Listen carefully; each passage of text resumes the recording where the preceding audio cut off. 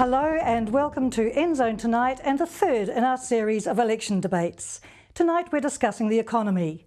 We'll look at how the current economic downturn is affecting the country and our families and what our political leaders intend to do about it. People in the community we've spoken to are most concerned about the increasing gap between high and low income earners.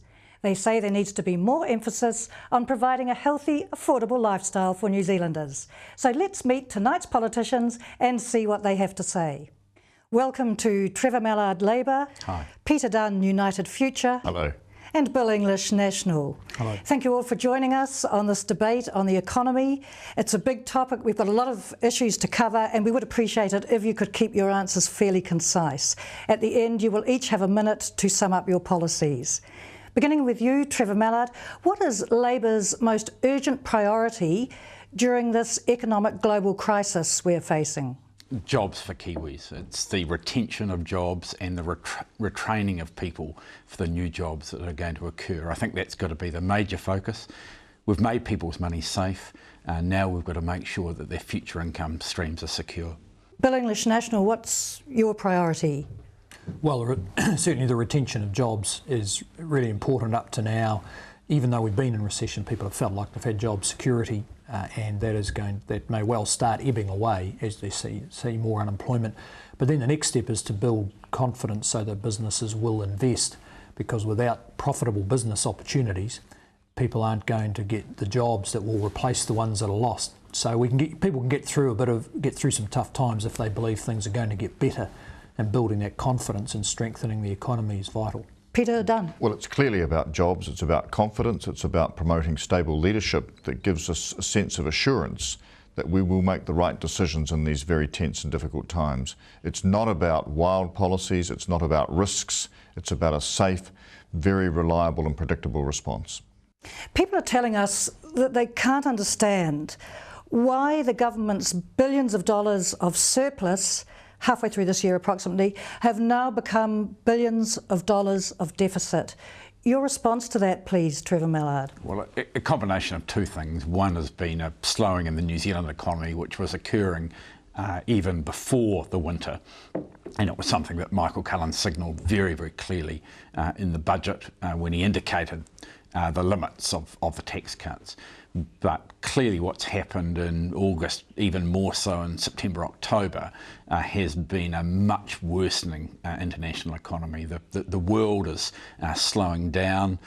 There's going to be some real debate around demand for our exports, and that means that our economy will slow down. And it's gone from being really an international financial crisis to one which is economic, and where the real attention has got to go on who can you trust to provide jobs for Kiwis. And that's what this election's really all about. What's the time frame you're putting on this, Trevor Mallard? Well, it's likely that the economic crisis is going to run right through next year and continue to get worse internationally, and that's why the package has got to be consistent, it's got to be coherent, but it's also got to be imaginative. There have been some things which we haven't done in the past where we're going to have to try. For example, pushing housing much more heavily. We couldn't up until now because the economy's been going full tilt and just weren't the skilled people available. Now there are. So, for example, we're going to look at Crown land. We've got a lot of Crown land, especially around Auckland, but also around the country, and that's a really good place to build houses for middle-income New Zealanders, people who can't afford the sections but could actually afford the houses. Peter Dunn, United Future's view of why billions of dollars of surplus have become billions of dollars of deficit. Well, in part it's the economic slowdown which has been going on since about March, April of this year, and I know that just from seeing the tax receipts decline over that period of time.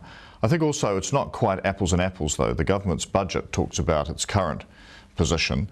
The economic forecast pre-election forecasts what's likely to happen over the next 10 years if nothing changes. Well, nothing is not going to change. So I think to that extent it's a worst case scenario. Having said that, it's a wake-up call, and coming on top of a deepening international economic crisis, it does limit the options.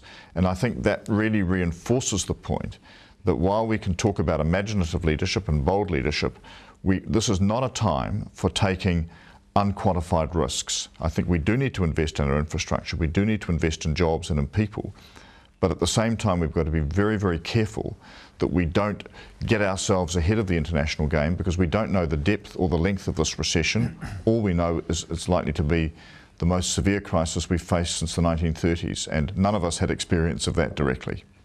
Not a time frame for risks perhaps, but what time frame does United Future put on some sort of action plan to help New Zealand's economy? I think whoever wins the election will be required to bring to Parliament a pre-Christmas economic statement, either to put through legislation to give effect to the decisions that have already been taken, or to foreshadow the steps that need to be taken in the short term.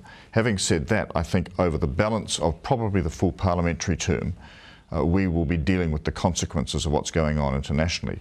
The one thing we can't be certain of course, is what impact the American election will have, for instance, on any further change, for the worse or for the better, what impact other activities by the European central banks, for argument's sake, will have as well. That's why New Zealand's got to keep itself in a nimble position, be prepared to adjust as circumstances dictate, but not get ourselves so locked into a particular course of action that we're left out on a limb when the thing changes again. Bill English, national surpluses to deficit, global economic crisis. What is National's recovery plan for the New Zealand economy? Well, I think the deficits have caught the public by surprise because they're so used to surpluses. In fact, I think it's caught the government by surprise too, because after the campaign launch, they announced universal student allowance as if there was hundreds of millions of spare money. Then a week later said there was no spare money, and now started announcing things that they can't do. Which I think tells you that because there isn't money there to spend, the current government has no plan, no spending plans, just announces that it can't spend. So there's quite a big hard job with the deficits. I mean, some of it is economic slowdown, some of it is just, as people now realise, squandered opportunities, squandered surpluses. And we've found in going through the detail of it that there's a build-up of promises for which there's no money being allocated. So getting the government's books back under control is just one of those back to basics things that over the next 3 or 4 years is going to be really important. And the only way out of that is, well, 2 ways out of it. One is to control the growth of spending, and that's going to have to happen. Spending will grow much more slowly in the next few years than the last 5 years. And the other, of course, is the faster growth in the economy. Because if you look at the Treasury projections, as Mr Dunn has said, they assume that the economy is going to come out of a recession fairly slowly and then grow fairly slowly. Well, we have to do better than that, or we will be leaving a pile up of debt for the next generation. Looking at the cost of living, Trevor Mallard, the CPI shows that the index has hit an 18-year high and the cost of food has gone up 13% in the last 12 months.